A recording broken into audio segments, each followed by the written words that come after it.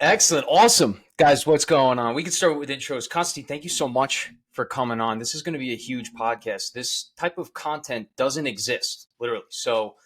Um, Sean and I, we're partners, top professionals. We created a company for marketing, podcasting, for featuring dentists, dental practices. We've even gone further into medicine, veterinary medicine, and law. So the reach here over the years is I think it's going to be pretty substantial.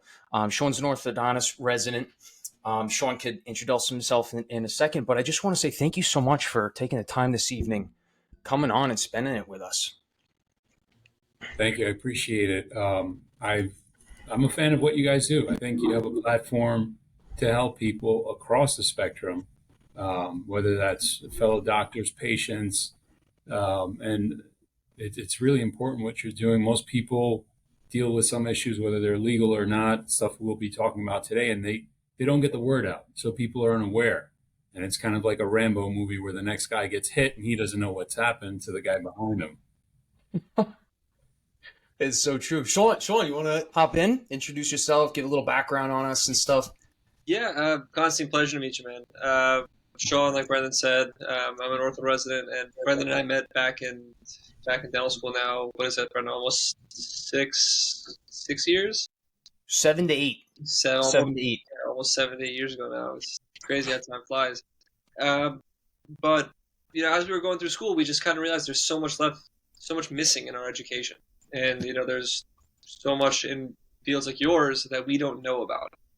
So we just kind of want to learn from professionals like yourself and highlight those people and educate our own community as to the things that is out there that we should be aware of. So we appreciate you coming on and taking the time to teach us some things that we definitely need to know for the future. Thank you for having me. I appreciate the opportunity. So Constantine, first, I mean, I have your card here actually. So Brock Eichler, is that how I pronounce it? Yes. Excellent. But so just a little background on yourself. You actually had your own firm, right, for several years. Would you want to maybe touch on that just real quick? I guess I went through every firm scenario. Coming out of law school, I went into a small firm, and then from there, I went into big law. It was over 350 attorneys, the firm I was working at. And then I went solo for almost 9 years. And now I'm in between at a mid-sized firm where I get what I believe is the best of both worlds as far as having the support staff and the resources and not just being a gear, a cog in the gear box and being a number and no name. Right. Exactly. And Dr. Lee Kajanis, that's kind of how I got in touch with you through him, one of the attendings at our program, Sean. I've talked to you about him in the past, so you know about him. But you connected through us through him, and then we had a lot of talks. What other areas of dentistry, or maybe even other industries outside of that, are you kind of involved with? Do you have background on history with maybe? Uh, Me personally, as far as employment, anything related to employment. So every business that has employees has to deal with employment issues, whether they're in New York, New Jersey, anywhere in the country. You're dealing with local, state, federal laws as far as notice and pay acknowledgments, method of payments, recording time, complying with laws related to discrimination, harassment, retaliation, trainings, investigations of complaints from employees. That sector is something I've been doing for a long time. I'm very comfortable with. On the other end of it, dealing with disputes between owners of a business in any type of business. At some point, even if things go well in the beginning or in the first generation, maybe the second generation doesn't go the same route. And then you have basically a divorce, but for a business. That makes sense. And you've represented both sides, right? Yes. We regularly represent both sides. The thing about this firm is it's a very well-known healthcare firm. And so it's good. I've always wanted to get more involved in healthcare. Yes, I had connections with Dr. Kojanis and other oral surgeons and dentists and other physicians, but not at this scale. Not before coming to here was I able to get involved in healthcare practice at the scale that I'm currently involved in. So I really enjoy having that exposure. Excellent. Excellent. So, what do you think? Any other background we should touch on, Sean, Constantine? What do you think, or hop right into it, or? I mean, the part of that lecture that well, I want to think it was more of a talk than a lecture, but part of it was discussing this potential legislation coming out of the state of New York that was going to blanket ban non-competes only insofar as they prevented employees from working post termination of employment with the current employer. And the way I read it, because of my practice with healthcare, was that this was a good thing. That doctors and dentists would be free, that patients would have the choice, and that they wouldn't be prevented from working after just because they signed something 10 years ago or when they first concluded their residency or what have you, because it was the first big paycheck out of the residency program, that those patients would benefit, and so would those doctors. And it looked promising. It looked like this was something that was going to happen because of the way it passed. And just for a little background, the FTC in January of 2023, a year ago, came out with a proposal saying, let's do away with those types of restrictions in the restrictive covenants. Let's keep the solicitation of employees or patients, and let's keep protection of trade secrets and confidential information. But let's not allow or force people to not be able to work just because they stop working for a given employer. And it seemed to make sense. And certain states geared up very quickly in that direction. New York was one of them. So when we spoke in November, this looked like something that was going to be signed by Governor Hochul. Right, that's where we left off, yeah. And so that would have changed the field entirely. I mean, there would have been so much more protection available for New York healthcare professionals. And this goes beyond dentistry. This goes into nursing. This goes into doctors. This goes in, right? Absolutely. And that's the thing, is that the courts in New York, when they look at restrictive covenants or non-competes, they say, all right, let's balance this out with the employer's interest. If it's not a trade secret or confidential information, if you're not running away with the secret to how Coca-Cola is made, well, let's give the employee a little more leeway. Except if the employee is a professional, we're going to assume that their skills are so unique and extraordinary that the employer can't do without them. And that falls on you guys. And that falls on professionals across the board. So it's tough. It's really tough to think about a patient having a choice and saying, well, I like Dr. Gallagher. I like Dr. Czar. I want to stay with them. Those are the guys that I've spent so many years being a patient of. I like the way those offices are run, and I like the service that I get from them. But now you guys have to get up and leave the county or maybe the state because you've signed away your rights however many number of years ago. And now me as a patient, I can't see you guys. I have to find someone else. Why do they always make things harder? When are things going to get easier? When are they just going to let healthcare providers do what's best for patients? It feels like a win-win there. I don't know where the disconnect is. It's absolutely true. And the AMA ran a number of articles, a number of healthcare boards, and a number of healthcare publications went along with the same opinion that this style of law was a good compromise because it would protect patients, it would protect the professionals, and it was a win-win, like you said. And that's why on December 22nd, when Governor Hochul vetoed the bill, it was shocking to a few people. And when I actually read the veto memo, I was blown away. The governor basically said, here, I have it up here. Let me just pull it. Yeah. We're getting the governor says, I cannot support a non-compete that doesn't protect middle-class and low-wage workers. And doesn't it, though? It does not protect it. Or I'm sorry, let me rephrase that.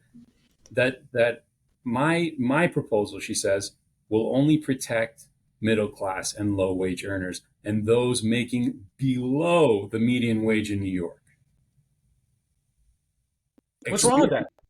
Experience tells me that there's plenty wrong with it. Number one, most of these mom and pop shops that would employ these low income, median wage earners don't even have employment agreements.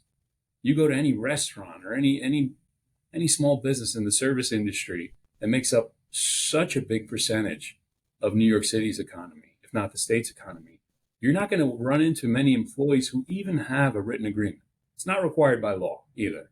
So all they need by law is some statement saying, I make X number of dollars per hour. And then if I work overtime, I make X plus time and a half. And my payday is Monday, Friday, whenever it is. That's literally all they need. And then the weekly pay statements. So your pay stubs. And that's it. There's no requirement for a written contract. There's no requirement that something be signed by the employee. And most employers in New York aren't going to, because they want to keep the relationship at will, so that they can terminate the relationship or terminate the employee at any time, and that the employee doesn't have the right to sue and claim wrongful termination. Most people are confused. They think wrongful termination is discrimination or harassment. Wrongful termination is if my contract guarantees me employment for a period of time and I'm terminated before that period of time. Unless it's something that they can terminate me for in the contract, it's wrongful. Wow. So it doesn't really seem to align with what she said. Yeah, and the people she's trying to protect, they don't have this issue. I've heard of a few chains in other states where they have fast food workers signing non-competes and they can't compete in any competitive business. It's not really a New York problem. The second issue is that the courts already protect non-professionals. My first trial, one of my first trials, was an employee, a salon worker, was being sued for violating a non-compete because she went to another business after ending her relationship with her employer, and I think it was within 20 city blocks in Manhattan. And so they had some non-compete language. They really came down hard on her. She obviously didn't even have the means really to defend this litigation, and it was pretty excessive. We came in for trial that day. The judge read the papers, and the judge said, I don't see this as an issue of fact. You guys agree to the facts. You guys agree that she was working here until this date, and then after that, she went to this place. That's not in dispute. So what's in dispute is legally whether this agreement she signed can ban her from working somewhere else.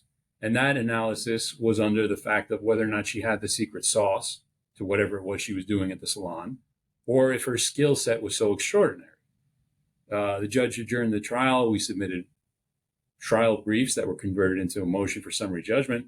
And this was back in, I want to say 2011. And the judge dismissed the case, and we won on the papers without having to have a trial. So the protections are already in place for low income and median wage earners, or below median wage earners in the state of New York. Felt like there was just a kind of a nice way for the governor to drop in a buzzword and kind of not look at all the protections of these people, those that need it are afforded already. Right. And the fact is that the law as written protects trade secrets, protects the things that a legitimate business is trying to protect, but at least in the field of healthcare would give patients a choice. And she doesn't talk about that at all in the veto memo. And that's why it's disconcerting. I don't know if this blanket protection across the board, because it says any employee, it doesn't discriminate as to wage, field, or title. And by trying to corner it into some kind of predetermined definition, just going on the economic side of it, whether that makes any sense. Healthcare is the one thing that screams out to me. And I really feel terrible for doctors like yourselves, to try and explain to a patient, hey, I'm moving out of state or moving to another county 100 miles away. You have to look for someone else now. Even though you like my work, I provide good quality care. Good luck to you. Are there limits to these non-competes in terms of their radius, or is it free reign? They could say 100 city blocks, a 10-mile radius of XYZ, or is there like a logical limit? Like can they set it any bound they want, or is there like a limitation to how far they can go? Well, there are limitations, and the courts have gone on this path to determining what's reasonable on a field case by case basis. The problem is the limitations are much larger in the healthcare profession. Again, so I have a case I was looking at before we got on. It was about a surgeon in Long Island, and the court's analysis was, well, 25 miles is not that bad because there are other surgeons who work and they don't live as close to the hospital as this surgeon lives. So, I mean, it's not that big of a deal. There are other facilities he could go to outside of 25 miles. His life isn't uprooted. No discussion as to the fact that he might actually have to move now or face a commute that's much longer. And there's another one, oral surgeon. His non-compete said he cannot practice oral surgery or dentistry. Whoa, wait a minute. And so the thing was, What? the employee wasn't practicing dentistry at this office. And then the employee says, I was only practicing oral surgery at this location. Why am I banned from practicing something I wasn't even doing here that I have the skill set for outside of it and there's an analysis, and the employee actually wins in the end, but this is how far you have to go as a healthcare professional. And the fact that the court's even debating this issue is terrifying. So language in these contracts is everything. You really Absolutely. gotta make sure you're reading every word, every period, and Yeah. And the thing is, Sean, some courts will say, okay, you know what? 25 miles is excessive because you're in Manhattan and that puts you outside the 5 boroughs entirely. So we're going to take that 25 and we're going to make it 8. Why? I don't know. I mean, that's the thing. So the court will blue pencil a provision and take something that's wrong and just make it more reasonable, more palatable, as opposed to saying, well, you know what? You guys are excessive to begin with. Let's do away with this entirely. I mean, if that oral surgeon works on the North Shore of Long Island, he may just have to move not off the island itself, which may mean out of state since it is the most eastward portion of New York. Wow, that is unreasonable. I got to ask, though, did he have an employment attorney look at his contract prior to signing that? It's a good question. I don't know the answer to. I'm going to guess not, because the arguments that he came in with, were attacking the feasibility of it or whether or not it was conscionable. I didn't see any argument as to the fact that, well, my attorney who signed these papers or advised me to sign committed malpractice. I mean, it could have been the case. It's just that at least if you go through the ringer and you have an attorney at that time, you'll know, right? Well, someone would negotiate. I would be negotiating on your behalf, and we'd be fighting that 25-mile radius and trying to get it closer to 2.5 miles, or fighting the 3-year period and get it down to under 1 year. And then I would come back to you and say, hey, Brandon, hey, Sean, this is what they're willing to do. This is as far as they're willing to go. They're not willing to budge beyond this point. And so you make an informed decision. You uproot your life and move into a community knowing these restrictions exist. Unfortunately, most people just sign. They look to see the numbers look right. They put a signature down there, and then they have a problem that they might have to face later on down the line. Do you feel that contracts like these with this, I would call it excessive language, is the standard, or are they bad apples spoil the bunch, so now we all have to be more cautious? It's probably the standard in dentistry, unfortunately. Oh, God. And that's the problem. You'll see with physicians that because the larger practices are owned by hospitals, and the hospitals have either dedicated outside counsel they use or in-house counsel that really keeps up to date with these issues, they will make the adjustments. It'll be more palatable in the end. But when you're dealing with dentistry and DSOs, and you're dealing with basically Wall Street guys telling you how to practice, it's a lot less fair off the bat. And the other thing is, most people in dentistry don't think of these issues, right? Like you're not as concerned about them. And some practices probably don't even have an employment agreement. I mean, that's another thing. When I spoke to Dr. Kogenis about it, he's like, well, you should tell some of these residents it's key to have an employment agreement when you start. I'm like, well, why wouldn't an oral surgeon have an employment agreement? But he said it's not uncommon. Yeah, it's difficult because, like, we go through dental school, we don't learn anything about contracts in general, let alone, an employment agreement. And we're coming from the history of the profession where it was like a handshake thing, so it's difficult. That's why this talk is so huge. I mean, this is going to go down in the books on the podcast. This is big. Um, let's get into, oh wait, just to put into perspective, I mean, Constantine, let's just talk about this. Other industries, like you were saying, it is very difficult. Dentistry versus medicine. What about if we talk about, like you said, the hair salon in the beginning? What if we talk about other industries? I mean, working at the restaurant business, or what about other professions? What about lawyers in law? Do you see this too there? That's a great question. Would you be surprised to know that an attorney cannot be restricted in any way? That no one can tell an attorney cannot work post-employment, cannot solicit, cannot do anything like that. There are Then why, no. why in medicine? Why in healthcare? Is you Who guys do you think writes the laws? What was that? What? Who do you think writes those laws? The legislature, most of them are former attorneys. And so that's one field that this isn't even in the air for. And that's something that an attorney would negotiate on his way out of a firm, would say, okay, well, I'm thinking of keeping these clients and you can have these clients and that sort of thing. He can go next door and hang a shingle and say, hey, I'm here to take down my former employer, and bring a number of colleagues along for the ride. Right. You could just bring your clients across the street and just begin tomorrow. set up shop. Right. But I don't provide the kind of services that you provide to patients, right? So it's like, I'm not really doing that level of care. Why am I allowed to go across the street and you're not? I mean, it's a different kind of care, I would say. That's how I would describe it, right? It might not be physical, raw treatment, but it is it is a lifestyle treatment, right? You're either going to win or you're going to lose, or you're going to make out with something better or nothing at all, right? That's So, true. That's true. I don't know the numbers for New York, but nationwide, I was reading that generally across the nation, fewer than 20% of all employees have some sort of restrictive covenants in their agreements. That's for those who actually have agreements. Again, so we're eliminating a huge subset of people who do not have agreements, and they're probably in small businesses. Then you go to the engineers, and they have 40%, I'd say, overall.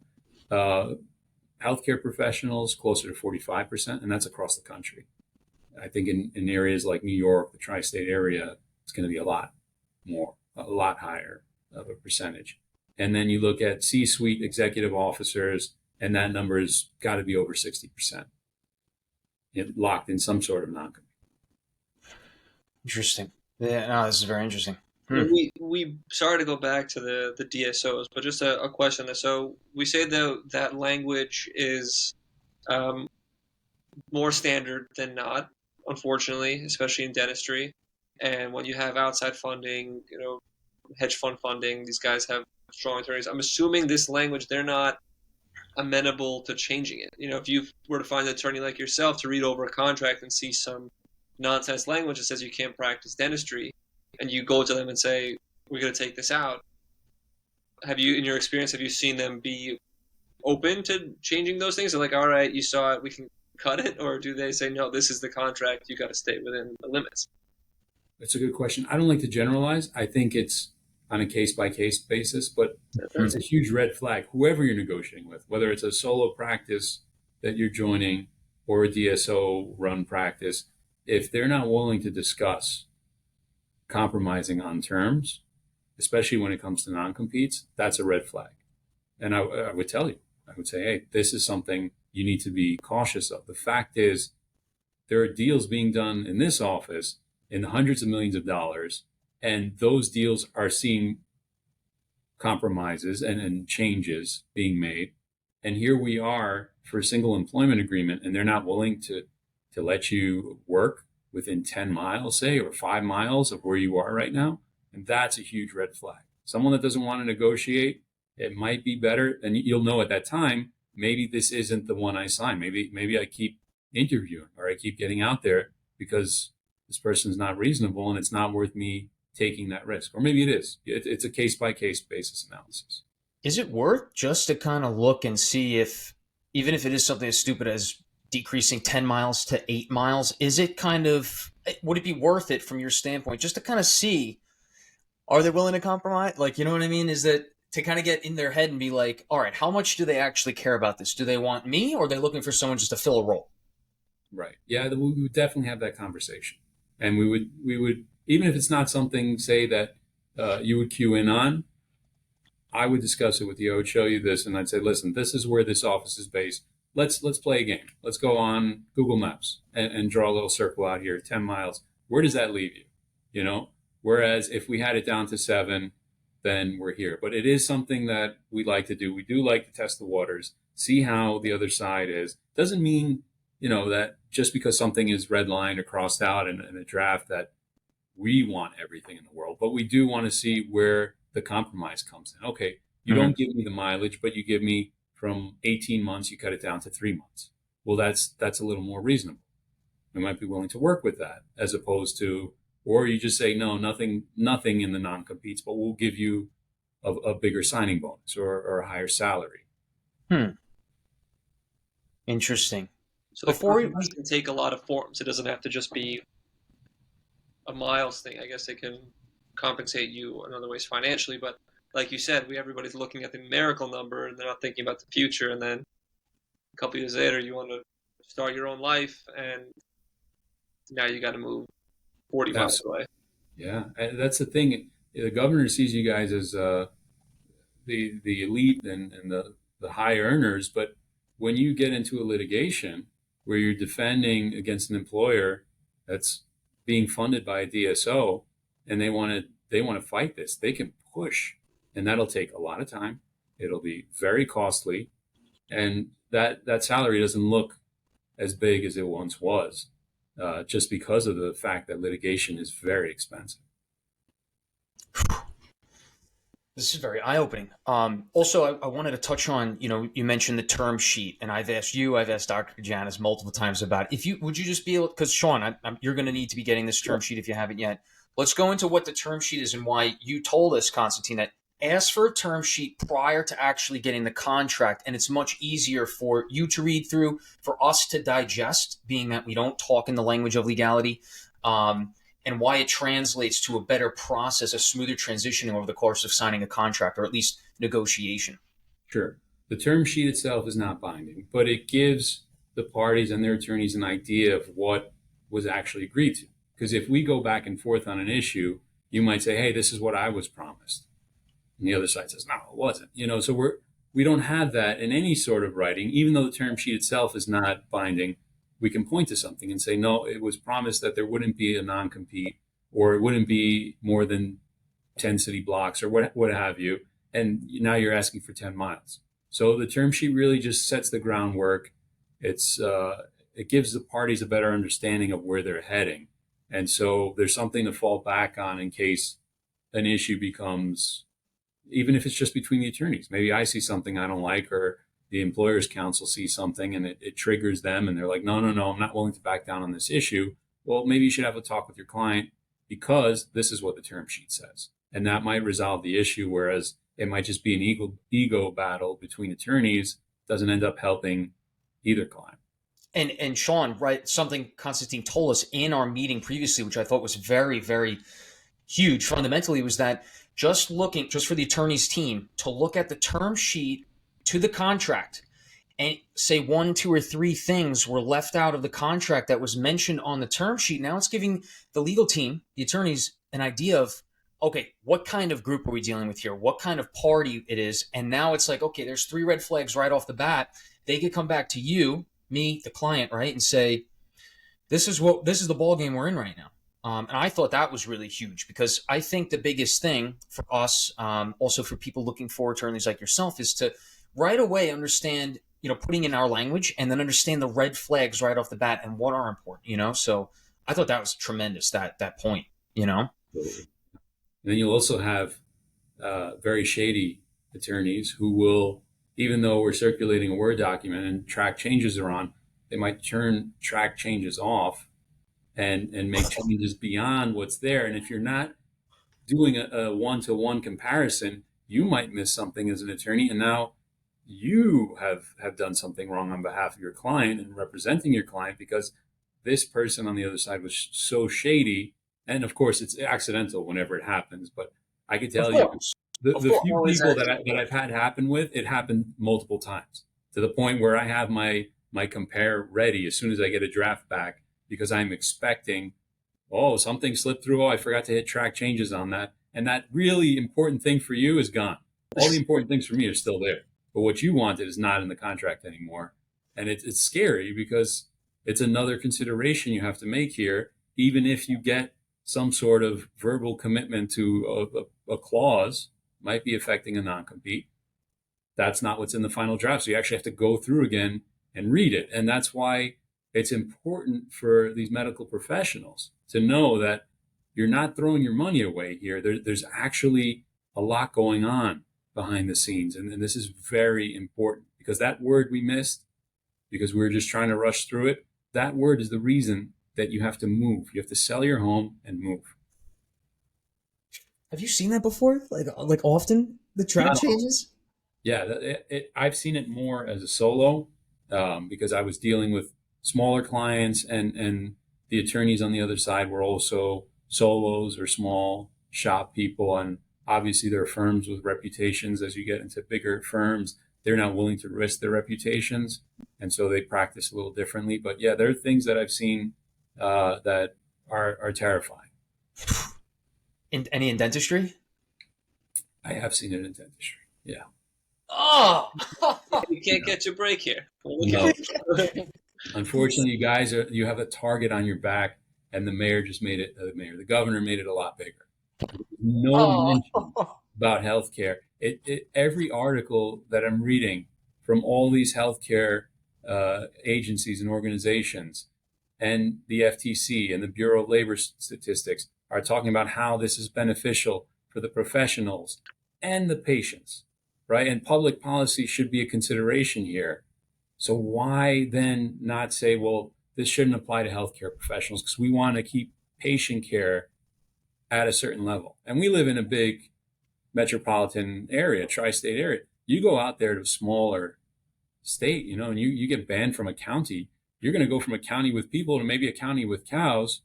And now your patients can't see you. They're not willing to drive an hour to come see you anymore. It's crazy how it works. It's life changing. It really is. Absolutely.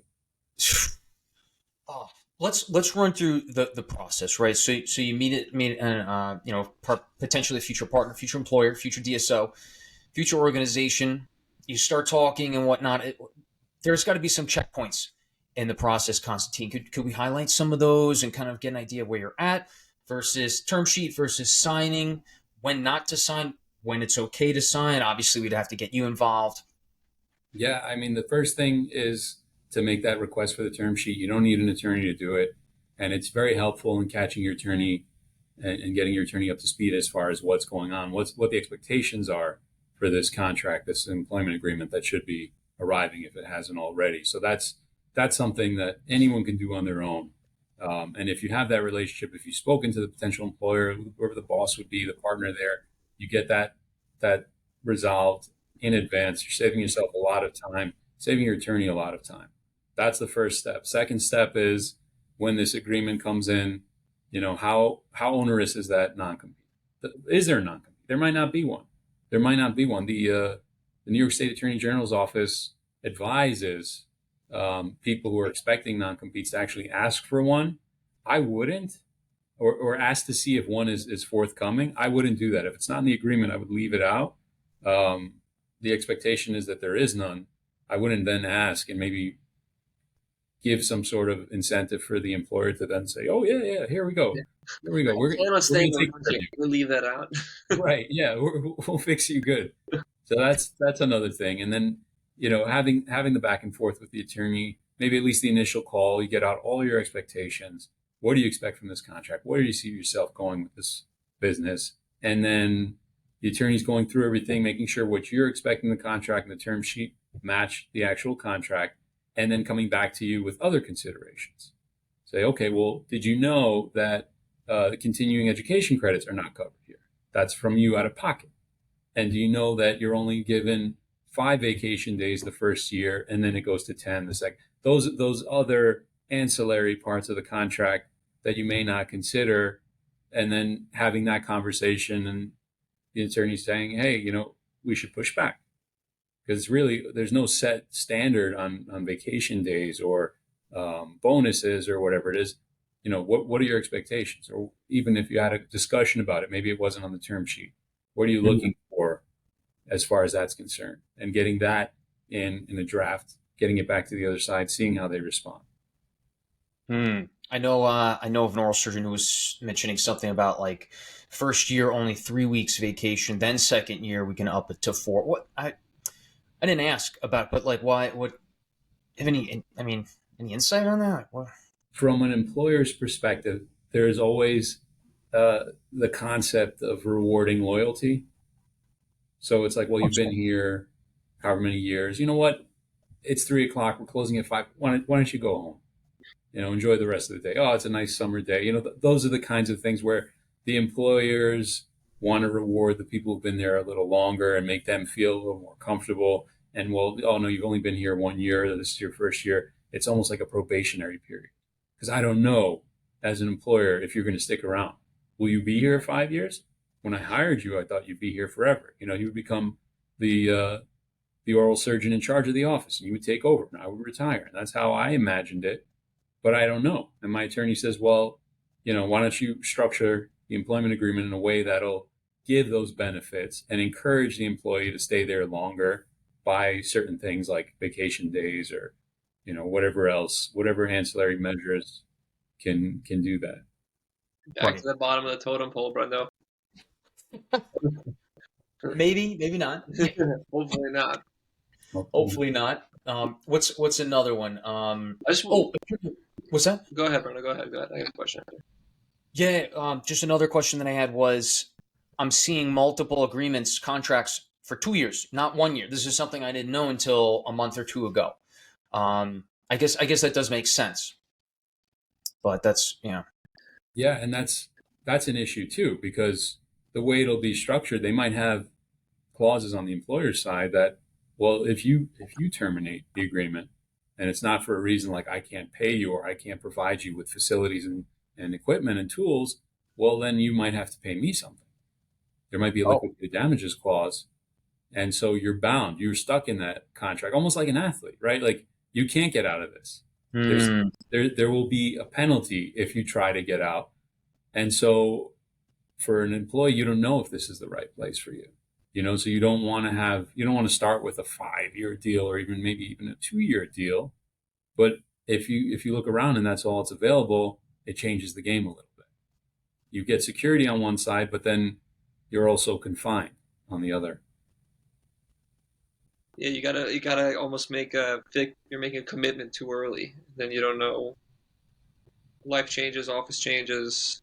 Right. So I a couple questions came to my head. First, when Brendan asked the question about how things work, just timeline wise, when you said kind of going back and forth with your attorney, going back and forth with the office, what are we looking for timeline wise? Is that something that happens over the course of days, weeks, months? Like what's a normal time for that? Ideally, you're looking at hopefully start to finish within a 4 or 5 week period. But again, it depends on the other side. There's personalities. Certain issues might be heated and not be resolved right away. The other attorney sometimes doesn't respond immediately. Here's my first draft of corrections. I send it out and it's Friday. And then here we are 10 days later and you're calling me and asking what they said to it. I haven't heard back. So now I'm calling, my counterpart to make sure that he's either reviewed it or is going to give me something back. They might just sit on it for a while. Sometimes that's a tactic. And there's a psychological aspect to it too. Yeah, they're playing mental games with you. Sure. It could be. And that would be another red flag. It's like, yeah, you're busy, but you're not that busy. If you really wanted to clear your plate of this particular employment agreement, you would. Yeah, if this was important to you, you would make the time to solve it. The next question is got a little more, I guess, a little more specified, but I have heard it come up where a couple of some friends, a few years older, they've started working for Dr. X, and then Dr. X gets bought out by a DSO. How does that affect contract-wise? Do they just assume that contract and take it for the duration of it, or is that something that can then be up for renegotiation? Does that have to be something in the contract that if something is bought out or something is changed? Brendan, you mentioned the vesting period for all these DSOs, and who changes and who comes in wants to make modifications. So how does that work? Once it's in writing with the old owners, does that stay with the new guys? Right. Does like the contract roll over, right? Like as it was initially, or does a new one get written? Do they admit? Yeah. That's a great question. Unless there's language specifically contemplating that event, or the term has not expired yet, then they are assuming those contracts. And what they'll do in that situation, at least what I've seen them do, is they'll ride them out, and then the contract renewal comes in, and here's that onerous contract we were worried about before, but you didn't deal with it because you went straight to Dr. X. Dr. X is a nice guy, and he was willing to work with you on these things. Well, the new DSO run office is not Dr. X, and they will ride you out to the point where you're going to either have to negotiate on a lot tougher schedule and face a lot more disconcerting language in the contract, or you might just have to not renew and go look elsewhere. Oy. Yeah, that's something that I always wondered. There's so many moving parts with DSOs, and it seems like they're snatching up, especially here in the tri-state area. You think you start working somewhere, you make that commitment where you say, I'm going to be here 3-4 years, and then what happens to you afterwards? It's tough. If you have no ownership interest, you have no skin in the game at that point, then you're kind of stuck with whatever your original agreement is for however long it's set to last. And then I come to you and be like, hey, we'll give you a $20,000 signing bonus, sign this new contract. Okay, all right, that sounds nice. More money up front, but then here are all these paragraphs, restrictive covenants, or you're losing benefits and other sacrifices you might have to make. You might have to go to these 3 offices every month, where before you knew where you were going every day of the week, and it was the same office. So they might get you to sign a new agreement right then and there, and that might not be better for you than it would be to negotiate or look elsewhere. Hey, yeah. Speaking of benefits and such, just going over the contract and term sheet, what are the top, say, if we could brainstorm, maybe the top 10 things that are going to be most valuable to both the employer and the dentist, for example. Yeah, dentist in this case. What are some of the things we can look at? We're talking about benefits, time off in the year, the salary versus percentage, and then some say and, some say or. I definitely want to go into some of these things, and then let's just identify them if we can, and then the red flags you've seen and can advise us on. What are some other things? I said the vacation time. We said like the medical, dental, vision benefits, right, malpractice insurance. What are some other things? Restricted covenant. Restricted covenant. What else is there? Konstantine, if you can fill us in too from your standpoint. Yeah, no, you covered a lot of the main ones. Signing bonuses, I've seen those. I have and I haven't. Yeah. Percentage of collections, that sort of thing as well. There's a lot that goes into it. Then there's the whole period of time. If you are promised a percentage of collections, well, does that apply once you get insured, once you're in on the insurance plan, or, how does that work? That sort of thing. Or if you leave, and you've performed a number of surgeries and they haven't been paid yet, are you entitled to payment for them? That's something that should definitely be in that contract. Because at some point, if you're not taking over the practice, you might be leaving. It would behoove you to know what you're entitled to, instead of that becoming an issue that has to be litigated and, or having a court, a judge, or a jury decide whether or not you're entitled to a percentage or some of this money coming in for surgeries that you performed.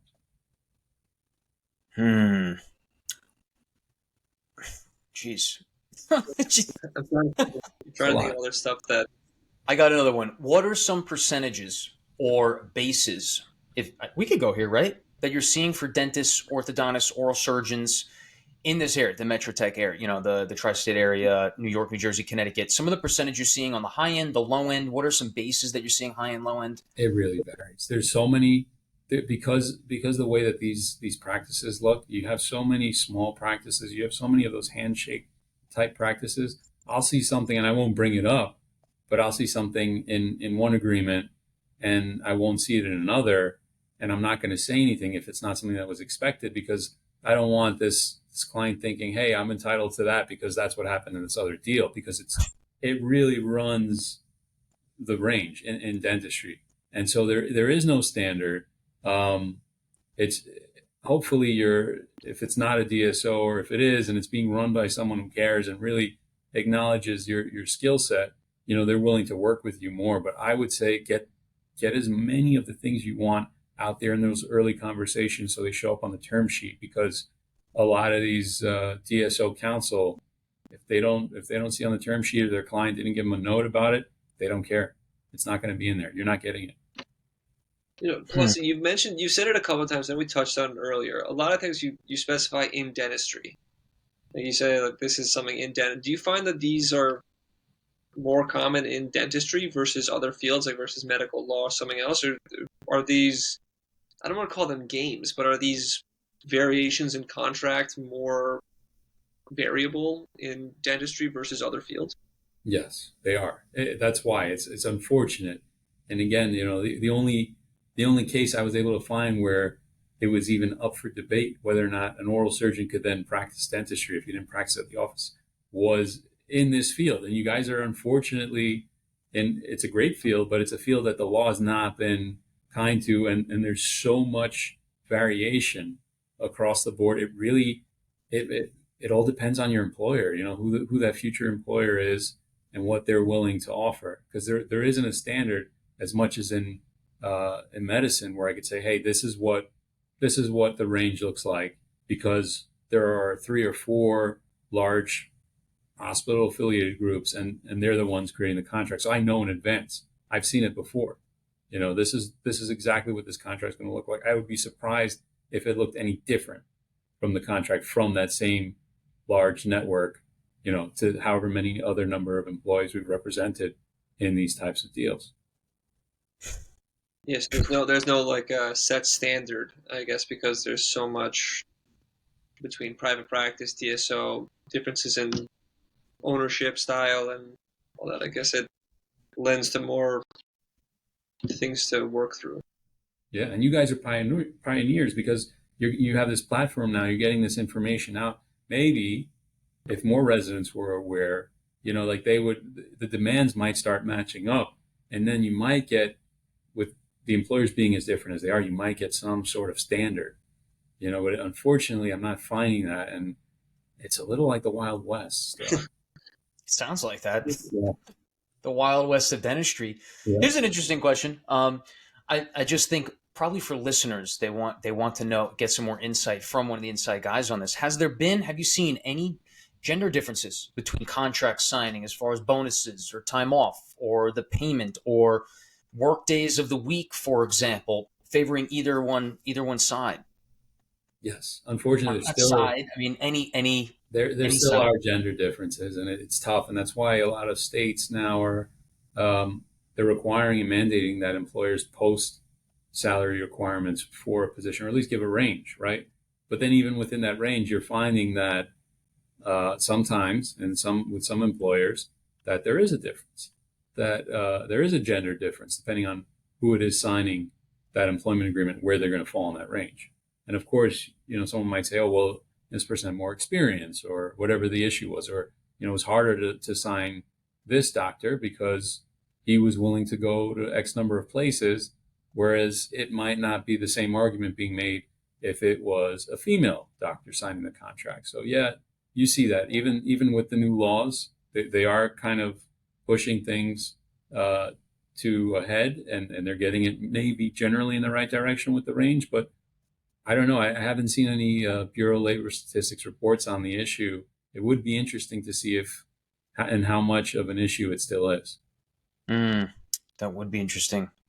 Yeah, that's definitely something I think the whole profession should have more insight on. Yeah. Definitely. Another two questions I wanted. So let's start with, so for example, Sean's graduating this year, looking to start sometime, right? Congrats, Sean. Thank Looking to start to work sometime after that, right? So what kind of process, now we're in January, as far as the timeline goes? We kind of talked about timeline before. I think this, Sean, would you want to kind of structure the question and tailor towards you, or? Yeah, last year I had a buddy of mine who was, graduated from the same program, same place, working also, looking in the tri-state area. And at the time when he first started early in the year, just kind of put out some feelers for some places looking for somewhere to work. A lot of places told him a little too early to start in October, November. You graduate in July, can't wait that long. If I have an opening now, you got to wait till later. So myself, my co-residents, we've kind of waited until later in the year. Now it's later in the year. We're starting to, get some stuff out there. But talking about a timeline is that if we can theoretically, hopefully, get our license sometime in July, we mentioned the 4 to 5 week range for all these things, happening. Yeah, just timeline wise, where we start, where we end. Did I get to what you were looking for, Brando? Yeah, yeah. You're graduating this year. What time, just in general, what time should people start looking within dentistry? I've heard starting around a year out. I started around 2 years out just because I want to see what the heck is out there, what to look for. And then I've also heard, 6 to 8 months out, or this time, 5 months out is fine too. So just, Constantine, maybe from what you've seen, your insight, and then kind of now later in the game, say we're looking at March, April, some red flags to look for versus red flags early on, just to kind of put into perspective of the listener as well as us. Yeah, I guess do people get more desperate towards the end, so they have to agree to less than ideal contracts? If you're looking earlier, is that an advantage for you? You can ask for more things, and if someone's more amenable to it, maybe. And also, I know we're throwing a bunch of questions out right now, but also kind of an end point where it's like, look, if you start looking in May and you're graduating by July 1st, I think that's probably, you're going to have to rush some things and maybe some errors will come along. Yeah, yeah, absolutely. I think of that famous deal. I know it's not healthcare related, but there's that deal where a representative of an American company is sent to Japan to do business, and the first thing that the representatives from the Japanese company learn is, well, this person's only in town for 3 days. And so they go out, they take this person to parties, they go to dinners, they do all these things. They haven't had any just substantive discussions related to the business deal. And the day before, or the day maybe of the return flight, this American person is frantic, and they get the worst deal possible, right?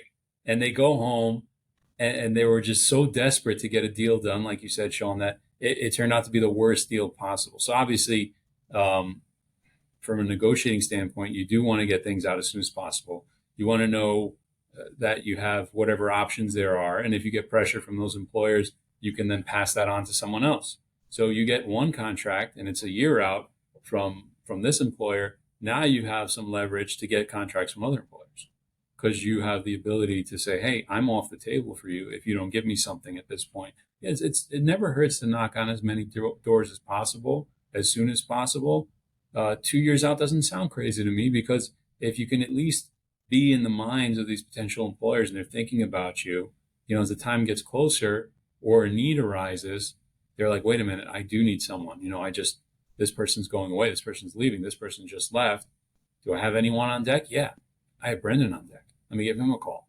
And so you get that first call, and whether or not it results in a term sheet, you can keep that around without sounding too desperate. You can stay in that person's, realm of existence and whatnot, and be relevant to them, and then come back in and ask for that contract if it hasn't come in. And once you get that first contract, now you're rolling. Hey, I have an employment agreement with someone else. I would like to consider you. I like the way you have your office, state-of-the-art equipment, or your location is prime. I like the way you practice. I like your office feel. It's not a hostile work environment where people are being harassed or discriminated against regularly, and that's the way it's run. I would really want to work with you, but I have to make a decision, right? This is my future, and I have one agreement in the air. If I don't have anything from you soon, I think I'm gonna have to sign. So you can push back and as a strategy leverage that first agreement or that first number to get more maybe from the second person.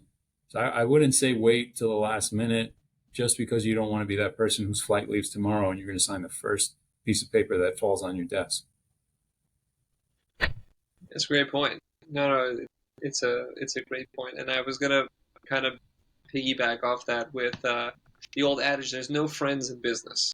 Right? There's no friends in business, and dentistry is a lot of handshake deals, a lot of I know a guy, he's referred from this one, referred from that one. I'm just gonna make the assumption that those rules that you have to be careful, got to be cautious with everybody. You can never be too relaxed when it comes to these things because at the end of the day, it's a business and everyone's trying to save money on their end. Do you feel like that still applies? Is that a Absolutely, yeah, it absolutely applies. I've had it happen where someone comes into a place that's a handshake deal type of office, and we recommend this person ask for a contract, and then at one point, the attorney for the employer called up and asked me to draft a contract. That tells me that this person hasn't drafted contracts before, right? Or doesn't want to spend the time, because usually the person that drafts the contract is making the rules, right? Like it's your contract, what's in it. It's your game plan. It's what's going to change if something changes and comes back. Whereas if I see it as an employee's attorney, I see everything for the first time. I have to go through each and every provision, sentence, everything, and digest it all and figure out what's what, because the person drafting it is the one who created it. They're comfortable with it. So the fact that an employer's attorney asked me to draft a contract was interesting. And then when I sent it over, he called me and said, "Hey, what is this? We could do this in 2 pages. What are these 10 pages worth of?" I want my guy to be covered, right? I want the sick leave benefits. I want the continuing education credits paid. And I want certain rights, and the ability to market on behalf of the business and have those expenses paid. And so this is something, you said you wanted this guy to come in and take over the practice. Well, we're in agreement on that. Let's put it in writing. Let's protect. The contract isn't just for the employer. The protections are also there for the employee. It's an arm's length bargain agreement. So we want to make sure that everything is fair, everything's reasonable. Because the court's going to look at it and say, well, you're a professional. You had the means to get an attorney for it. We're going to hold it against you as if you did, even if you didn't. Have you seen that in some contracts where fresh out of dental school, maybe residency, for example, where some of our mutual practices we know of, is it common to have someone come fresh out of residency and in that contract have the employee will be the associate, for example, will become a partner after 2 years, and then the terms in that. Have you seen that? Is that like common? Yeah, it is. Okay, so it's not common. I see it more in smaller practices, right? You see it more when you have the family type practice where I'm maybe I think I'm going to work for 5 more years. I meet someone like Sean or like you, Brendan, and I'm like, what, this guy, I see him taking over and pushing me forward. So we might have a plan in there where you work X number of years and you can earn this percentage of interest, or there's that agreement to agree in the future where we say, okay, we're going to revisit this and have this discussion about a partnership and potential purchase of equity, or maybe earning equity as sweat equity just for working the business, because I'm not going to be working the business. So I'm going to keep the percentage. We're going to work it for me. What do you think about that as far as we will revisit this within 24 months? Legally, it's an agreement to agree on something in a future date is not binding, right? Just like a term sheet, but even less so. So when I see that, it means nothing to me. And so when that's something that was promised to you as, the employee that is told you're coming into this family practice to take over soon, 5 years, 3 years, whatever it is, I don't believe it based on the language in this agreement. So you were sold on this story. I want to see it in writing, and it's not there right now, because we can come and sit down and not agree to anything, or maybe the next 3 oral surgeons get the same deal, but I'm only going to choose one to have that meeting with. Well, how are you protected? Hmm. Yeah, I don't know. That's a tough one. And It is. I'm, again, kind of going off that. I'm going to ask a lawyer a very dumb question. Could you imagine any scenario where there's something you don't want in writing? Is there just anything off the top of your head? Is there something that you would think, we don't need to put that in there? Because I can't, like you said, it's not written down, it's not binding. Is there any scenario where you wouldn't put something? A non-compete language on behalf of the employee. Like if that's not in there, I don't want to. If that's on the term sheet and it doesn't show up in the agreement, we're going to keep our mouths shut and our heads down and keep moving. Otherwise, anything that's not explicit, you're going to a judge and you're going to tell the judge, well, we agreed to this based on a meeting of the minds. Well, how can you prove that, right? And so you have to go back and prove it from the beginning, and good luck. There's so many deals. More in my shareholder disputes, I'm dealing with this on issues that the partners didn't agree to in the practice. Like what happens if partner A becomes incapacitated and can't work anymore, or dies? Well, this person's wife now is a shareholder, and she's not a dentist. She's not an oral surgeon. Or the husband is now your partner, and he's not. He's an attorney, and now you're dealing with me trying to tell you how to run your practice, and I get a vote in everything. And we're 50-50, and I disagree with your.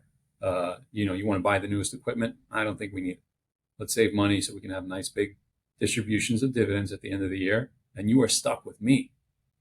And I know nothing about the practice of dentistry. I just see this contract slowly getting thicker and thicker. It can again, and that's why it's not. No one's wasting money when they set out and they retain counsel early. For that reason, and people were asking, and they always ask, well, how long is it going to take and how much is it going to cost? I mean, it really depends. If this is something you have squared away with the future boss or the practice manager, owner, DSO representative, then it's something that'll probably be resolved quickly. If the attorney's reasonable, it'll probably be resolved quickly. If the person is very difficult, well, then they might not be, but it'll be worth it in the end because you won't be stuck with something that's unconscionable and that you're really going to have trouble living with or being able to sleep knowing that you signed later on down the road. It's all about getting that peace of mind. Absolutely. Yeah. And that's, I like to do that for employers too, when they have, make sure they have employment agreements, make sure they're complying with whatever it is, whether it's wage and hour law or, making the office a non-hostile work environment, making sure that, anything that's related to harassment and complaints are investigated, that sort of thing, where you have to think about it on the other side. And so, yeah, you could sleep well at night when you're in compliance or when your agreement is not so burdensome that you might have to uproot your life because you have a disagreement with the owner or the practice gets bought out and they ride your contract out and they're not willing to let you leave with the existing contract.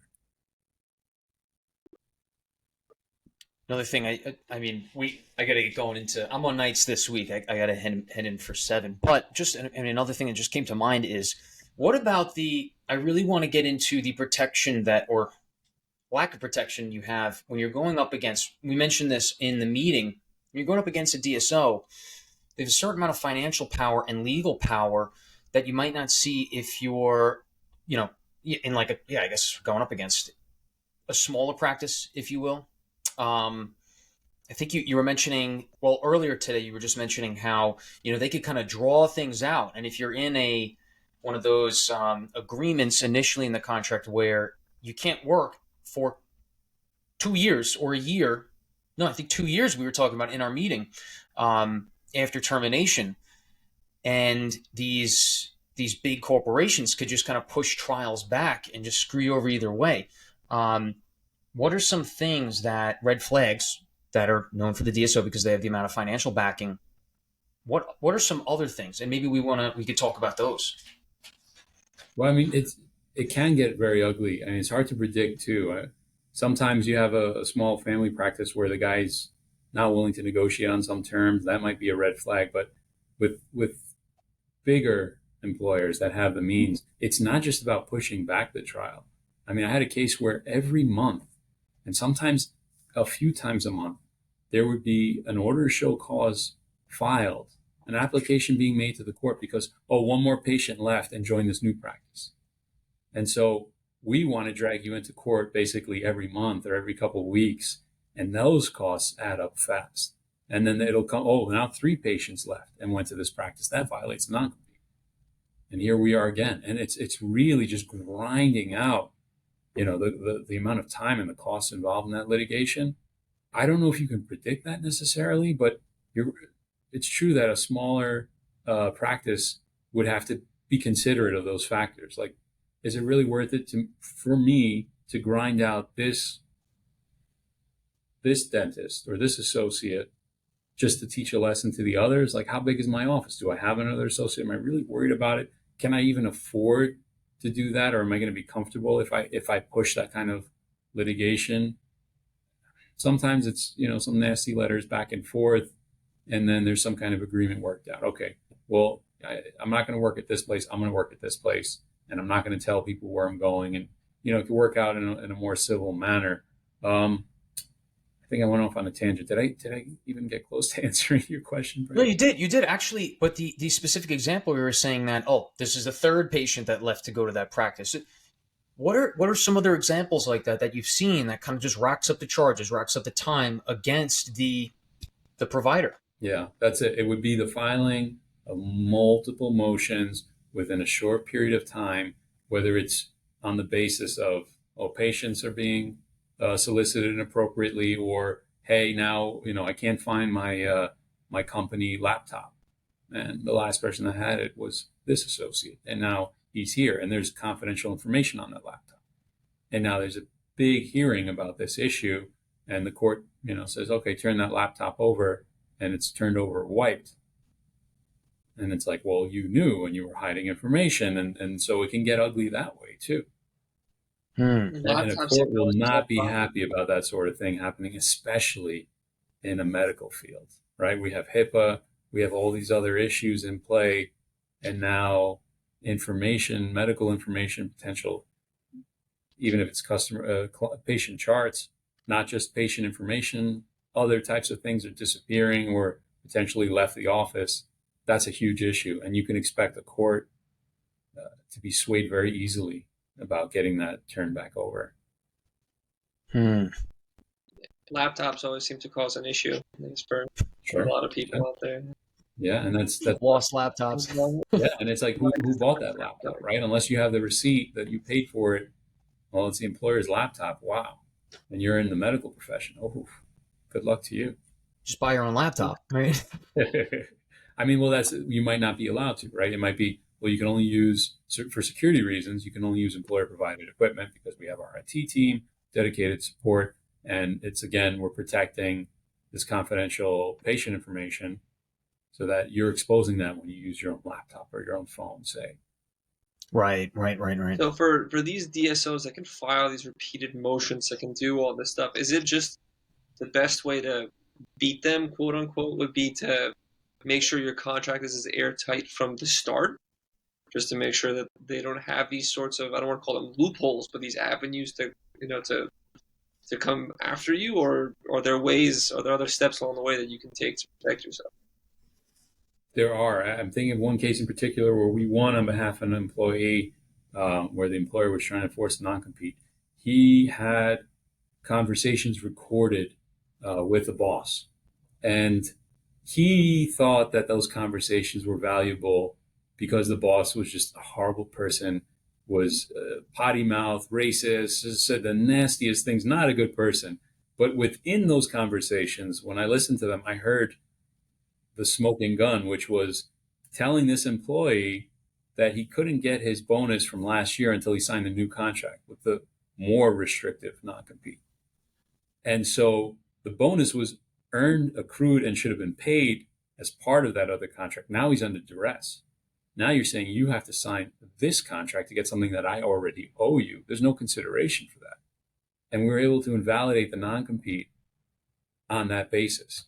So that was one of those cases where there was no limit as to the number of, I thought they were frivolous, motions or applications to the court they were making to try and shut us down. And and get us to turn over patient lists and provide our confidential information until hearing this. And New York and New Jersey are single party states as far as recording. So you are allowed to record as long as one of the two parties consents to it. And you go in and you have that meeting with the boss and you're like, hey man, I earned my bonus from last year. I need it paid to me. No. You'll get it paid when you sign this new contract, not a minute before that. Well, you just won the case. Good for that guy. You did a little James Bond action. Yeah, it was great. It was great because he gave it to me and he's like, oh, you see, you're going to tell the judge this guy's racist and he's a nasty person. You hear like talks to his employees. I'm like, that's completely irrelevant. I mean, it's not good, terrible person. I agree, but that has nothing to do with this case. This part won the case. You didn't even realize it. Thank goodness you thought enough to even record the conversation for that reason. Isn't there something against recording a conversation without the other party knowing, or is there nothing? You said you need one person to consent, right? Yeah. So some states are two-party consent, some states one-party consent. Then you have the criminal laws where the government can't listen in. That sort of thing, a Fourth Amendment, unreasonable searches, seizures, and the government listening on you is different. And opposed to one of the two parties participating says, I'm going to record this thing, and this is what came of it. What's New York and New Jersey? One party. All right, good. Good. That's the one thing. Yeah, unless you're the employer in that situation. Konstantine, Yeah. we got one One thing. record every conversation. I think clients call me like, I'm recording this conversation. Okay, great. I don't understand what you think you're doing with it. If you think there's a reason for it, then it's great. Otherwise, you listen to me blab for 20 minutes. I don't know where you're going with it. Right. Good stuff. All right, I do have to head in for 7. Konstantine, Sean, thank you both for coming on. Konstantine, you were excellent. This was super insightful. Very helpful, really. Guys, I'm really a big fan of what you're doing. You need to continue doing it. You are helping a lot of people. You're getting a spotlight on real issues in and across the practice and across different fields. And a lot of people need to educate themselves on these issues. So I'm a big fan. Keep doing what you're doing. Thank you so much for having me. And thank you. Yeah, for sure. Hopefully we have you on at some point again in the future. We could do something else, to really spread this information. It's really invaluable. Thank you. I'd love that. Sounds great. And I'll be getting in touch with you soon about, the term sheets, the stuff. I got some stuff coming your way. I'm sure Sean might as well. Hopefully. Great. Good stuff coming through. Happy to help, for sure. Excellent. All right. Well, thank you both. We'll be keeping in touch. Sounds Great. good. Thanks, I really appreciate it. All right. Thank you. And good night. Have a good night. Good night. All right.